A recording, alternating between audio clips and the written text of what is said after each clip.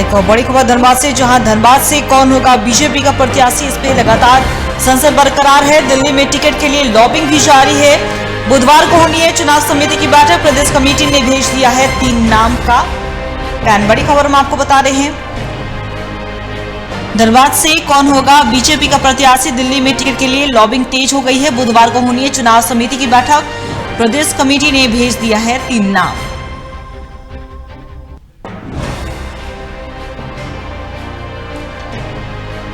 इसी खबर पे और भी ज्यादा जानकारी के लिए हमारे सहयोगी अभिषेक भारती हमारे साथ बने हुए। अभिषेक, जिस तरीके से धनबाद में लोकसभा चुनाव को लेकर जो प्रत्याशी को लेकर संशय जो है लगातार बरकरार है, ऐसे में जिस तरीके से खबर सामने आ रही है कि चुनाव समिति की बैठक है और साथ ही साथ प्रदेश कमेटी ने 3 नाम पैनल को भेजा है, तो क्या लग रहा है कौन वो 3 नाम हो सकते हैं?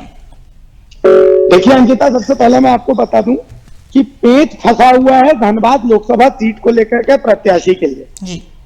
धनबाद एक बीजेपी की पारंपरिक सीट है और बीजेपी इस सीट को लेकर के कोई रिस्क नहीं लेना चाहती, क्योंकि जो बीजेपी ने मिशन 14 रखा है, उस मिशन 14 में एक सीट जो कि बीजेपी मान करके चल रही है कि ये जीत कंफर्म है, वो ये धनबाद की सीट है।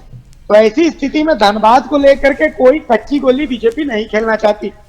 कल बीजेपी चुनाव समिति की बैठक दिल्ली में है। धनबाद सीट को लेकर के यहाँ पर मंथन किया जाएगा दिल्ली में, जिसमें कि बीजेपी के सारे आला अधिकारी 3 नामों का जो पैनल भेजा गया है, तो इस 3 नामों को लेकर के चर्चा होगी और दिल्ली में बाकायदा लॉबिंग भी तेज हो चुकी है कि भाई आखिर किसको प्रत्याशी बनाया जाना चाहिए धनबाद सीट से। देखिए, पीएन सिंह का नाम, इसमें कोई शक नहीं है कि सबसे सेफ नाम है बीजेपी के लिए, लेकिन सबसे बड़ी चीज ये है, पीएन सिंह को लेकर के सवाल ये खड़े हो रहे हैं कि एक तो उम्र बहुत ज्यादा हो गई है पीएन सिंह की, और दूसरी पीएन सिंह मतलब कि एक्टिवनेस अब पहले के मुकाबले शारीरिक रूप से आप देखें तो उतनी है नहीं। इसके अलावा रागिनी सिंह और ढुल्लू महतो का नाम भी इस पैनल में है।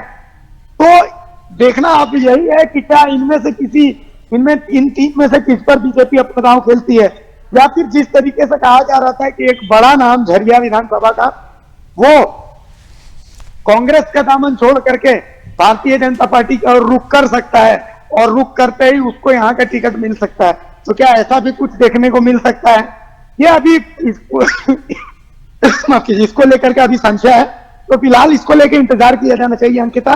कल बीजेपी चुनाव समिति के बैठक के बाद हो सकता है बहुत सारी तस्वीरें क्लियर हो जाए। जी अभिषेक, आपका बहुत बहुत शुक्रिया तमाम जानकारी के लिए। तो बता दें आपको कि धनबाद से कौन होगा बीजेपी का प्रत्याशी, ये सभी के मन में सवाल कौंध रहा है, क्योंकि दिल्ली में टिकट के लिए लॉबिंग अभी तेज हो गई है और ऐसे में चुनाव समिति की बैठक भी बुलाई गई है बुधवार को, और साथ ही साथ प्रदेश कमेटी ने भेज दिया है 3 नाम का पैनल। और ऐसे में सवाल कई उठ रहे हैं कि आखिर वो 3 नाम कौन होने वाले हैं, कौन धनबाद से लोकसभा चुनाव की सीट पे लड़ेगा, ये सभी के मन में सवाल है। अब ये चुनाव समिति की बैठक के बाद ही साफ हो पाएगा कि धनबाद से किसे उम्मीदवार बनाया जाना है।